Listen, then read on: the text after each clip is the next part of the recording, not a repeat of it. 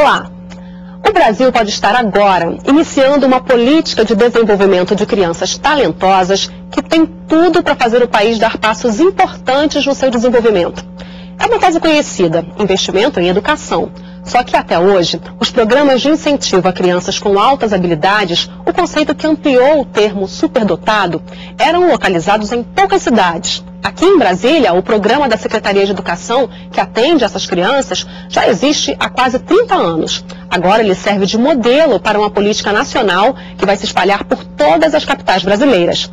São crianças que precisam de atenção especial.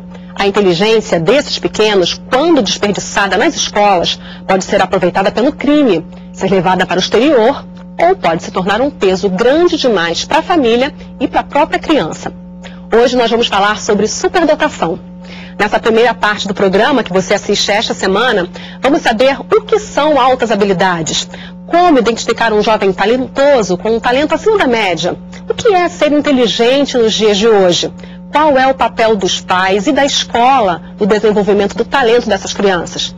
Eu convidei a deputada professora Raquel Teixeira, do PSDB de Goiás, que já foi secretária de Educação no seu estado, tem uma longa carreira nesse setor como professora e pesquisadora e participou da implementação dos Planos Nacional de Educação e de ações de política de educação especial. Faz parte também da Comissão de Educação aqui da Câmara. Eu recebo ainda a Renata Maia, pesquisadora do tema Altas Habilidades, e a professora Ângela Virgolin, da Universidade de Brasília e membro da diretoria do Conselho Brasileiro para a Superdotação. Muito prazer em ter vocês aqui, é um time, uma reunião de pessoas especialistas no tema. Muito obrigada, viu, pela presença. Obrigada, agradecemos. Bom, eu fui para fazer esse programa, eu fui conhecer algumas crianças e jovens que já tiveram um talento identificado. Eles derrubam alguns mitos, eles nem sempre são os melhores da turma, muitas vezes eles apresentam problemas de comportamento em casa e na escola. Mas, acima de tudo, eles impressionam pelo carisma e pela paixão que eles têm pelos projetos que desenvolvem. Você pode não saber, mas já conhece alguns exemplos de gente assim. Agora, você vai conhecer o Thiago, um campeão mundial de patinação. Patinação, aos 11 anos de idade. Como nascem os gênios? A ciência ainda não tem certeza, mas a herança genética é muito importante. E quando associada aos estímulos certos, aí é pura arte. Nas mãos, no corpo, nos pés. A bola persegue o craque. Atenção, que ela invade a área, sai Costa Pereira, toca por cima. O termo superdotado hoje foi substituído por altas habilidades. Essas pessoas podem se destacar em várias áreas, para além de uma inteligência formal acima da média. O novo conceito abrange a capacidade de liderança de um piloto, a motivação de um atleta ou a criatividade de um arquiteto. A característica básica são um conglomerado de 3 traços específicos, que é a habilidade acima da média, criatividade e envolvimento com a tarefa, que é a motivação intrínseca, né, que é a determinação do aluno. Existem técnicas, atividades para poder identificar esses pontos? Olha, o melhor especialista para fazer essa identificação é o professor do ensino regular, porque ali ele tem um grupo de alunos com a mesma faixa etária, que recebe os mesmos estímulos dentro do mesmo contexto social, e ele consegue identificar aquele aluno que tem uma habilidade acima da média do grupo. Mas esse aluno também pode ser encaminhado pela comunidade local, pela família. Eles costumam deixar marcas na história da humanidade, com suas criações, invenções geniais. Podem ser catedrais ou cidades, podem ser descobertas científicas. E pelos novos conceitos, eles podem ser também superatletas, superpatinadores. Thiago treina dia e noite para ser um campeão. Aos 11 anos, ele já conquistou o Mundial de Patinação de Alta Velocidade 3 vezes, todos em Nova York.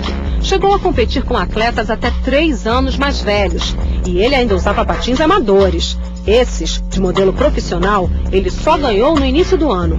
Em casa, ao lado da mãe, única patrocinadora do atleta, ele confessa que na escola tem dificuldades. As notas estão mais ou menos assim, né, que eu tenho dificuldade em na escola, em matemática, português, só que agora já estou estudando pra caramba.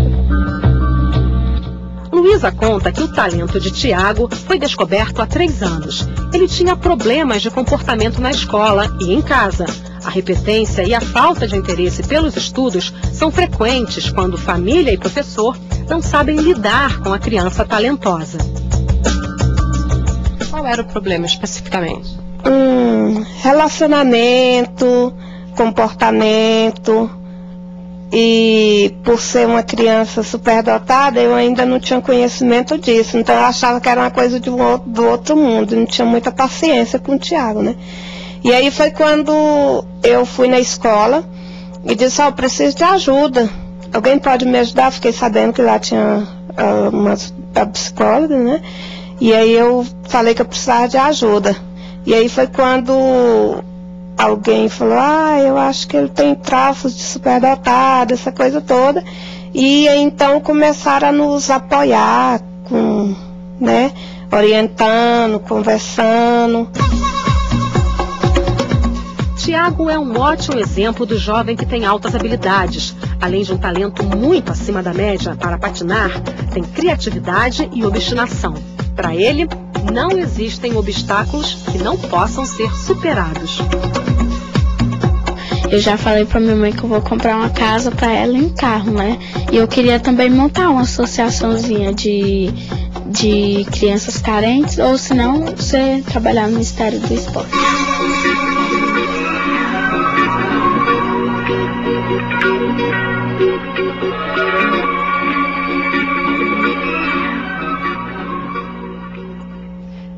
Parece que eles não têm limites mesmo, como toda criança, né, que quer ganhar o mundo, mas eles têm uma obstinação muito grande quando eles têm o talento deles descoberto. O Tiago é um menino que se dedica muito à patinação. Ele descobriu a atual treinadora dele pela internet, ele mesmo pesquisou quando precisou mudar de treinador, ele ligou, ele fez um acordo para que ela fizesse as aulas por um preço mais barato, ou de uma maneira que ele pudesse pagar de uma outra forma.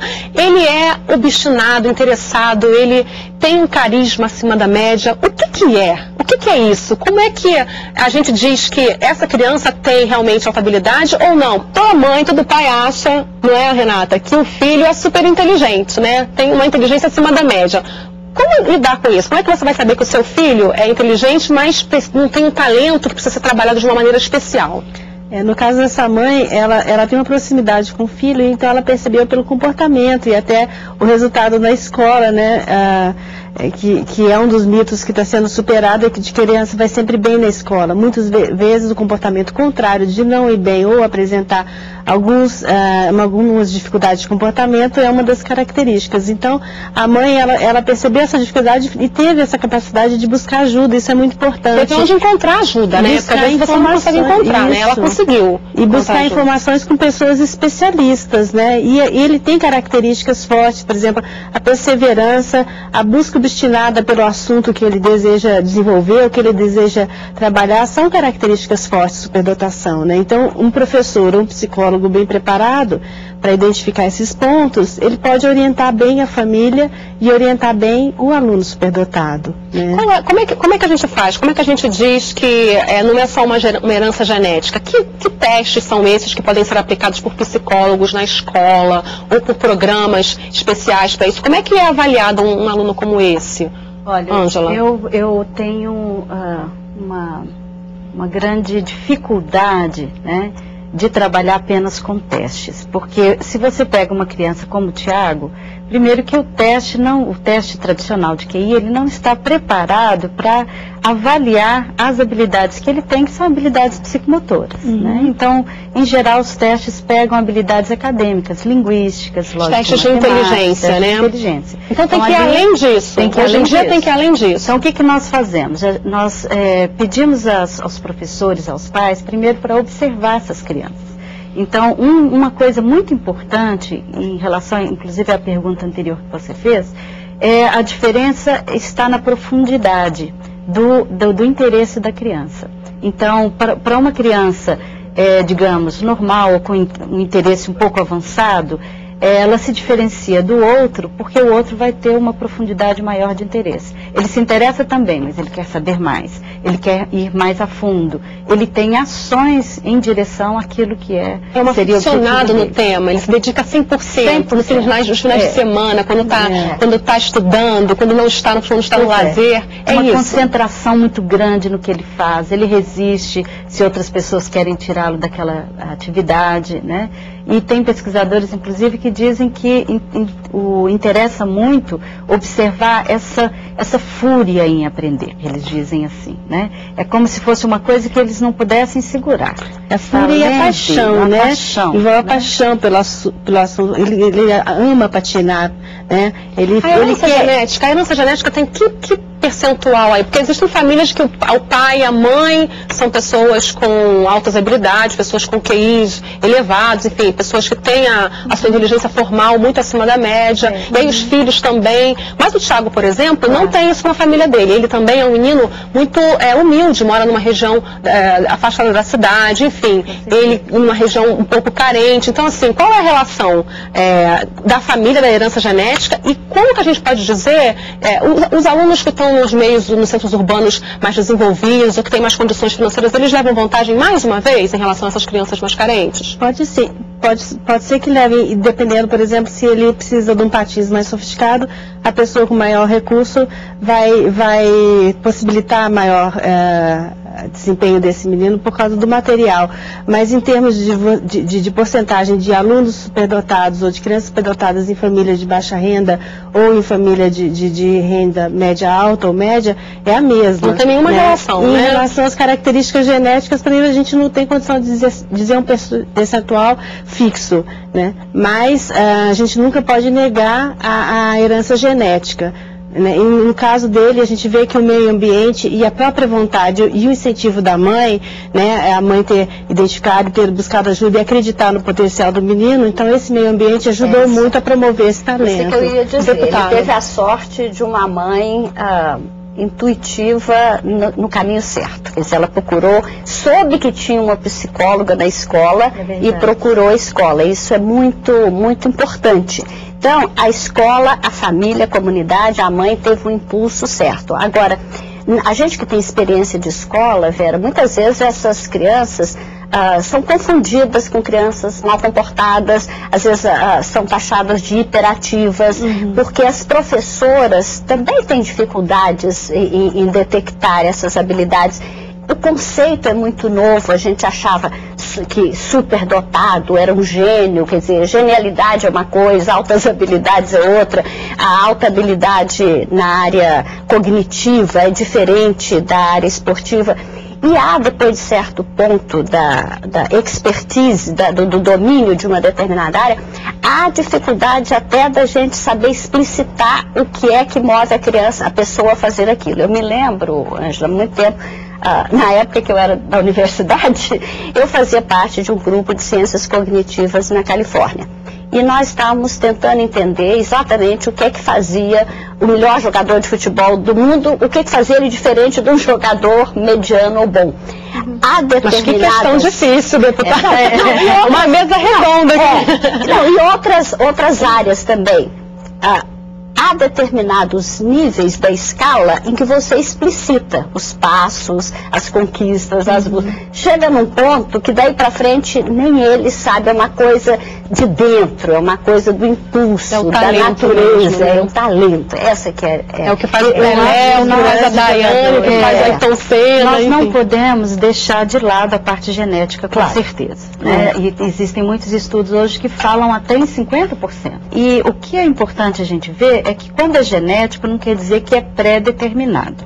Se você tem uma disposição, ela vai acontecer. Vai acontecer se o ambiente for adequado, né, for estimular a criança a chegar naquele ponto. E aí a mãe do Thiago, a Luísa, estava desesperada, na verdade, porque ele apresentava problemas de comportamento e tal, ela precisava de ajuda, não sabia lidar com isso, ela mesma confessa, né, que tinha dificuldade de lidar, porque eles perguntam muito, eles querem saber tudo, eles incomodam, né, na sala de aula. É muito comum porque você vê que a escola não está lidando com aquilo que é o interesse primordial da criança. Bom, sobre essas questões e outras, eu vou querer que a gente fale um pouquinho mais no próximo bloco. Eu vou ter que fazer um intervalo agora, não sai daí. É só um instante, até já.